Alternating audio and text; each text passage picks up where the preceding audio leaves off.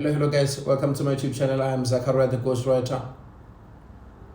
As I continue with my trip from Melrose to Brommerspruit, remember the previous video I told you that I will make a quick stop at Eastgate.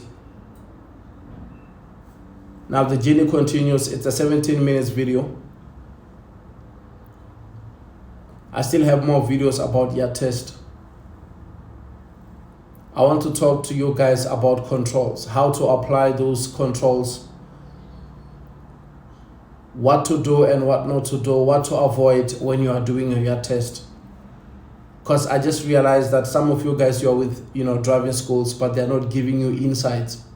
They're not giving you enough information so that you will understand everything about your test before you book your test. As I'm chatting with people all the time on my WhatsApp, that's where I start to hear about a lot of stuff, and I start asking questions. Where did things go wrong? And sometimes people don't even know where they went wrong.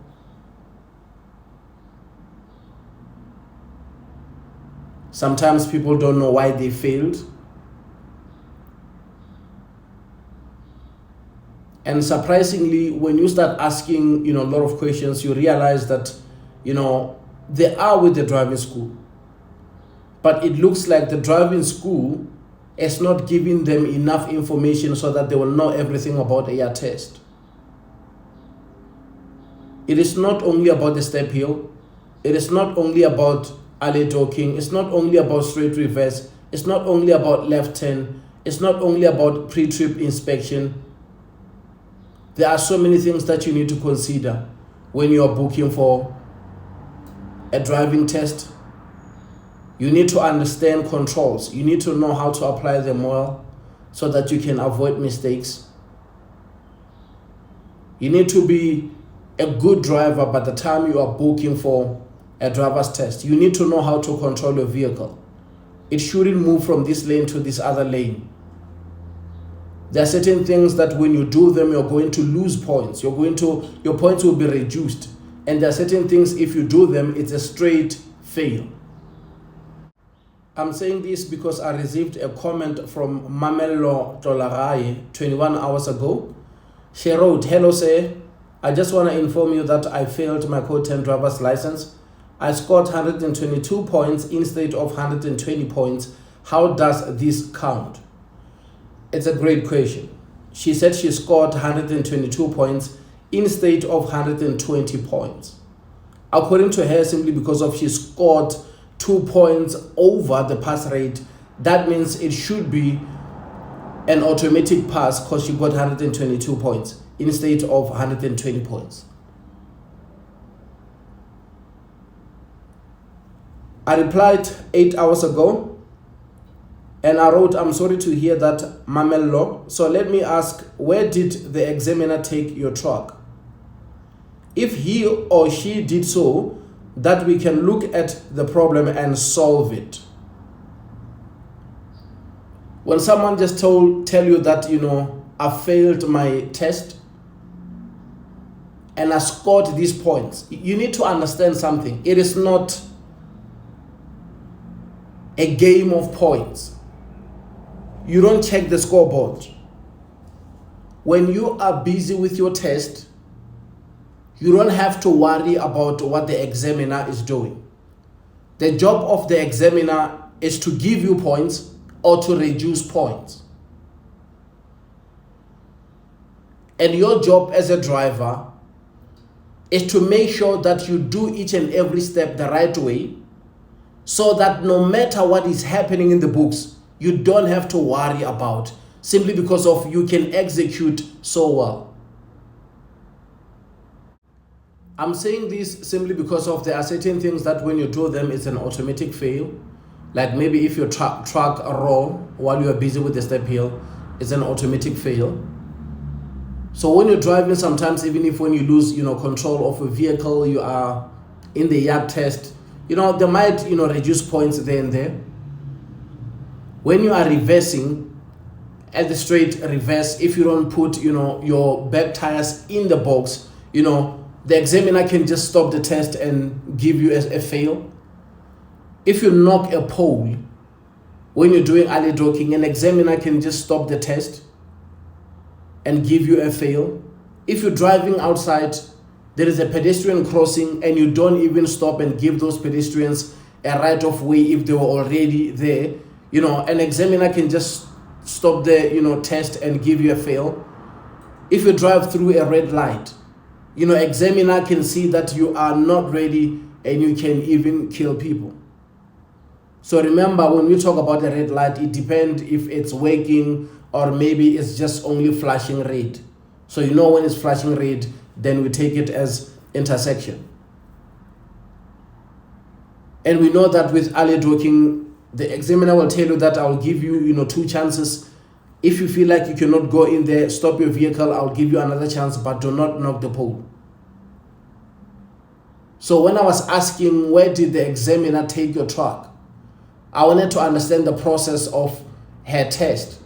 Where she started.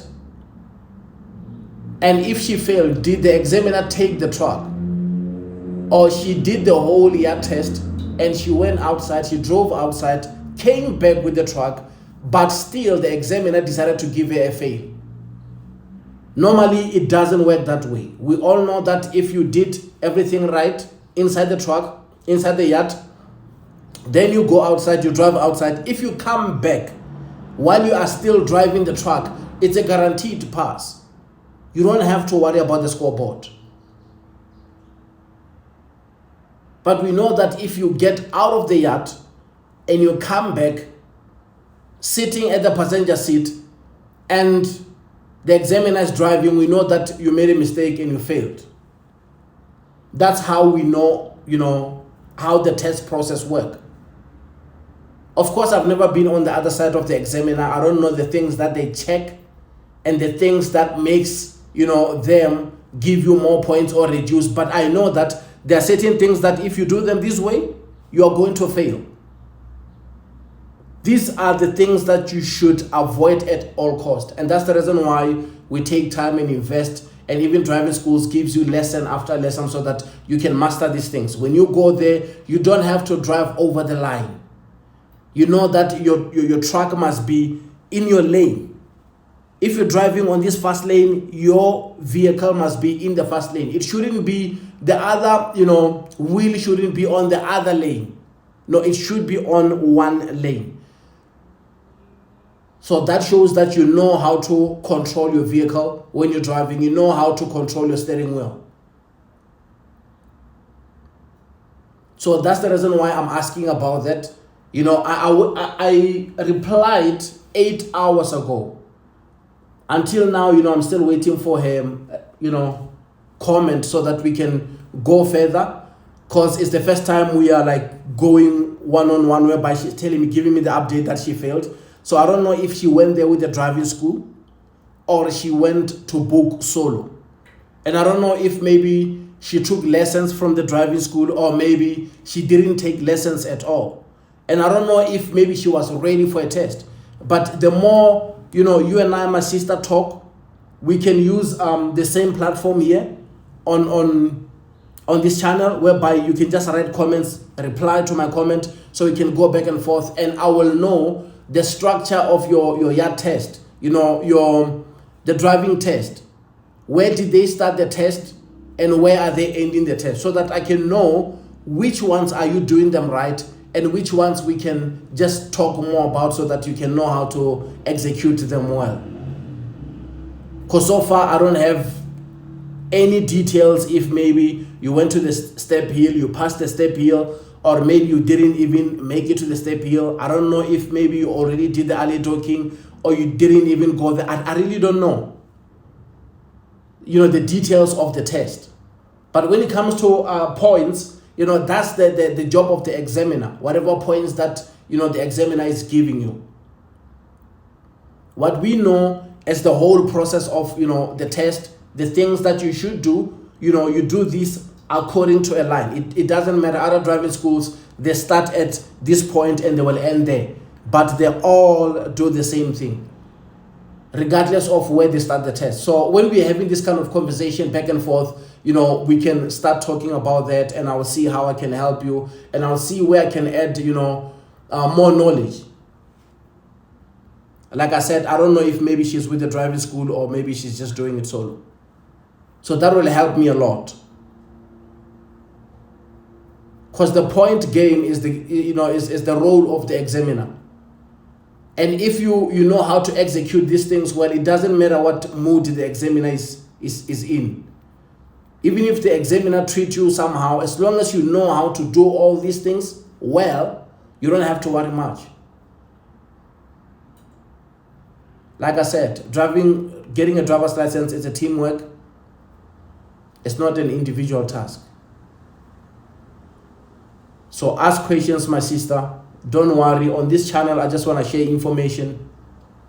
And I'm happy because you commented so that we can work together and see how we can rectify. Not long ago, I was talking to the other gentleman. He decided to take my numbers on YouTube. And we started chatting, and he just told me that, I think, the examiner didn't like me. I think I was doing well and I failed. So the more we started talking, you failed. What happened? Did the examiner take the truck? Yes. The examiner took the truck. Where did the examiner take the truck? So the person told me where the examiner took the truck, and I understood the structure of the testing ground, and understood that where the examiner took the truck, the brother had so much to do because he was even far from, completing the year test. And while we were busy talking, I realized that the brother was not ready. He booked for a driving test, but he was not ready. So whoever was talking to him told him that, no, it's okay, my brother, you can book now so that you get a driver's license. Because sometimes people are not honest with people.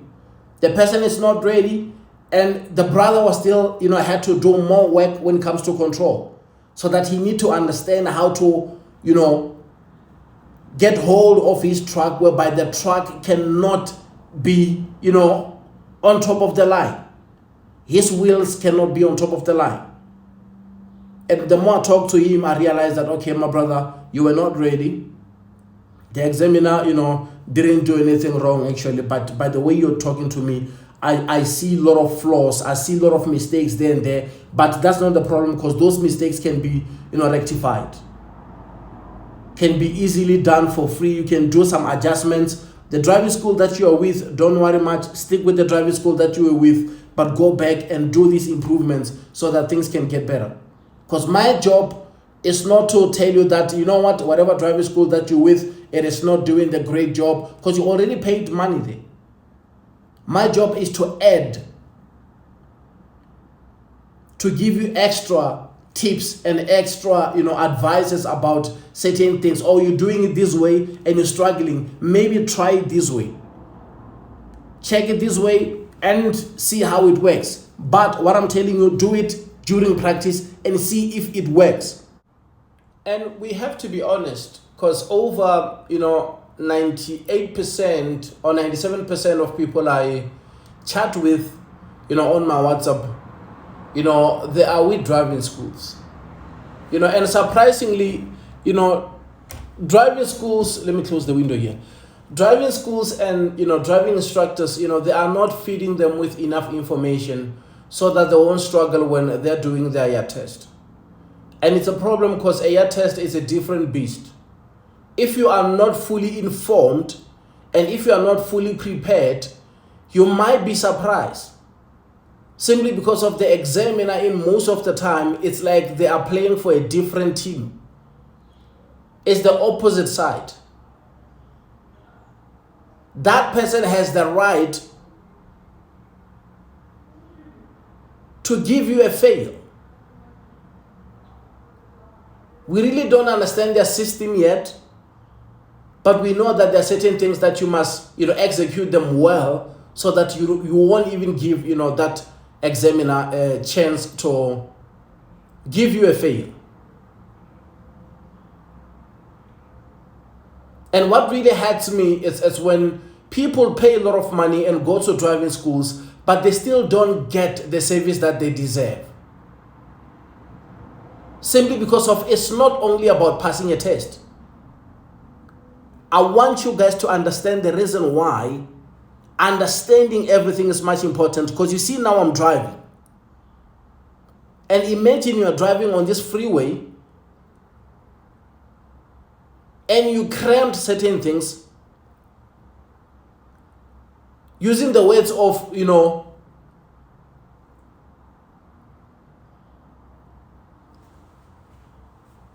Sphiwe Mkhonza when he said, awumnandanga kahle.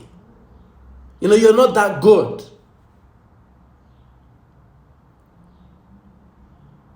You're still guessing things there and there.